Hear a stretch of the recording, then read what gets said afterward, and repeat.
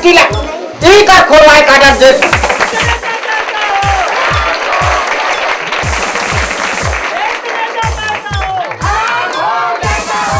एक ठन समस्या और लिख के दे भाई मन हा कि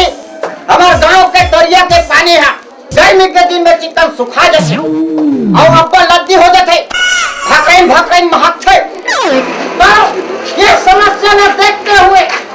मैं दरिया के ऊपर छत ढलवा के आता थे और वो भकैन जो बांस मारता है उसके लिए 50 दर्जन सूरज छोड़वा दूंगा